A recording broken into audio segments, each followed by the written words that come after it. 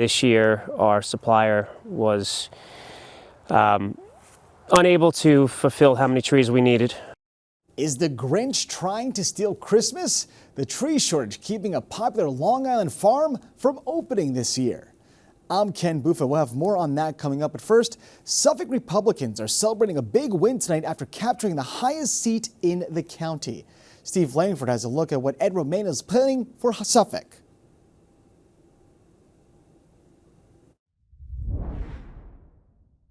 Ladies and gentlemen, the man who will do it, the next Suffolk County Executive, Edward P. Romaine. After a victory celebration in Patchogue Tuesday night, 76-year-old Suffolk County Executive-elect Ed Romaine says he got maybe 4 hours of sleep. Well, not too much. I got home late, and I have 2 little dogs that I walk every morning, and they're impatient. And they scratch on the door, and they say, get up and walk us. Thank you, Suffolk. Romaine, the first Republican elected as Suffolk County Executive in nearly a quarter century, says he is eager to get started moving the county in a different direction with a common sense agenda. 14 months ago, this county was hacked, and to this day, there are parts of county government still not operating. Romaine says he will hold people far more accountable than his predecessor, Steve Bellone, has, citing also Child Protective Services and the murder of 8-year-old Thomas Valva. Went to school with my grandson, sat next to him. Yes, in 3rd grade. And we had to tell my grandson the bad news. And as your county executive-elect, I intend to bring all of Suffolk together. The campaign's done, Romaine says. It's time to govern. The election's over. We put the party and partisan politics aside. We try to do the common sense things. We're local government. We don't deal with the problems of Washington and Albany. The Suffolk County Executive-elect says he's already been in touch with the Democratic leader of the Republican-controlled legislature and will be meeting with all 18 county legislators. They are his colleagues, he says, and he will be working with them. County Executive-elect Ed Romaine moves into his new office in Hauppauge January 1st. Steve Langford for NewsdayTV. Now, for more on the county executive race and to see results on each race, go to our interactive voting guide on Newsday.com.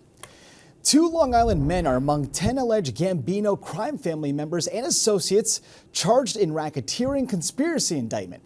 Federal prosecutors say Francisco Vicari of El Monsignor here and Salvatore Di Lorenzo of Oceanside attempted to dominate the New York carting and demolition industries. They allegedly engaged in violence, extortion, and union-related crimes. And there's a hunt for a killer in Suffolk right now. Police say Umar El-Kuhir of North Bellport was shot and killed last night. It happened here outside a Mastic home on Poospatuck Reservation in Mastic. And a Holtsville man has been indicted in the hit-and-run crash that killed a Bay Shore woman.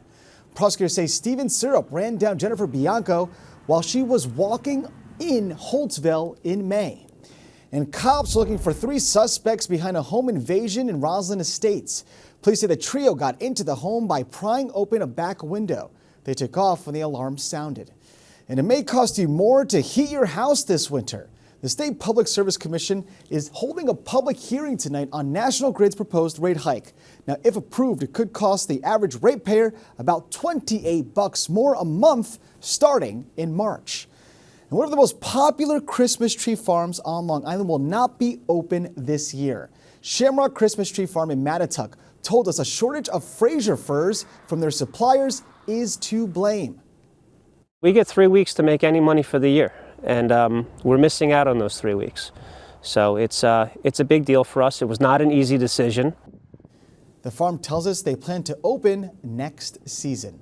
All right, let's take a look at your Long Island weather, shall we, to see how nice of a day we'll have tomorrow, because the temps are going to be up, but it seems like we do have showers heading our way. We'll be in the low 60s, if not high 50s, with some showers overhead. Long Island weather is brought to you by Home Tax Saver, PTRC Incorporated. A local college golfer is overcoming a rare form of cancer. Jamie Stewart has a story you'll see only in Newsday. One look at St. Joseph's University golfer Dominic Strebel, and you would never know he's been through the fight of his life. Do you feel lucky? Do you feel lucky to be alive? I feel so lucky. In 2014, at age 11, Dom was diagnosed with a rare form of cancer called Langerhans cell histiocytosis. I had the neurodegenerative kind, which was brain tumors. And I began chemotherapy shortly after being diagnosed in 2014. I did a whole year round. I was going to the hospital 1 week for every month. And then I would repeat it the next month for 12 months. Dom used to love playing sports like hockey and soccer, but after his cancer diagnosis and nearly 4 years of chemotherapy treatments, he simply couldn't play them anymore. But he still had that competitive desire, and that's where the sport of golf came into play. Beat these guys. Yeah, right? So Dom spoke with St. Joseph's head golf coach, Jeff DeMarco, who welcomed him to the team despite his lack of experience. Dude, he had a drive, he had a competitive edge. You could just tell by the way he held himself, the way he, wanted to be on that team, kind of be a part of something. Dom was so motivated to regain some sense of normalcy in his life, he says he would often attend classes while still undergoing chemotherapy. And one thing I've learned through this process is that I've developed a really good sense of resiliency and being able to, take anything that's thrown at me. And potentially any hole on the golf course, like the time Dom hit a hole-in-one in front of his coach. Congrats, buddy.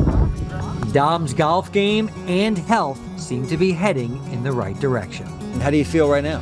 I feel great. Yeah, I couldn't be better. For Newsday TV, I'm Jamie Stewart. Pretty strong guy right there. Now to read more about Dominic, go to Newsday.com. Click Get More below the Newsday TV video box.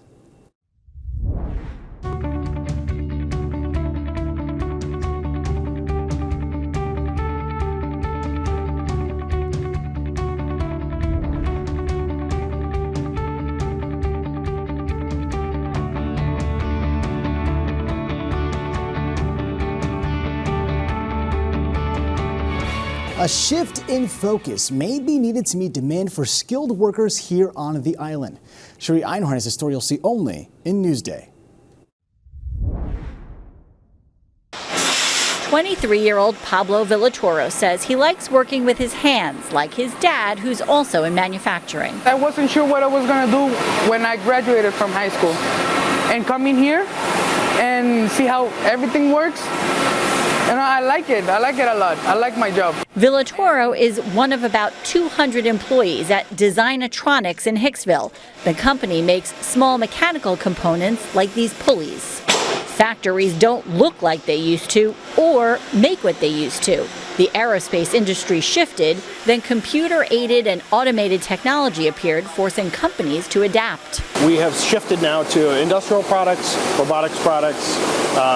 We still supply a lot of aerospace business, and what's been a really nice transition for us has been medical device. We absolutely need workers. Companies across the island are doing whatever they can to attract younger, skilled workers to trades like this one. Things like internships, on-the-job training, and tuition reimbursements.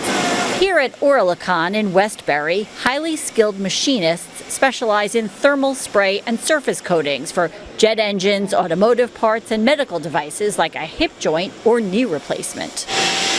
Manufacturers say schools should shift some of their focus from college admissions to skilled trade experience for students who can fill out the workforce. We do high school tours. We're working with BOCES, where we are starting for the first time a shadow program next month. Companies say lots of skills are transferable from other careers as well, like construction and automotive.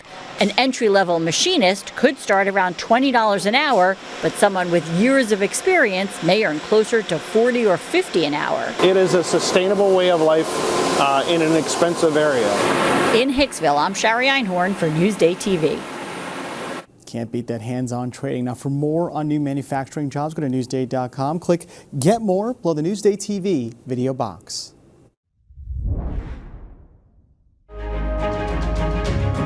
Information about communities is lost if you don't have local reporters. And if there's no one reporting, how do you know what's going on in your community?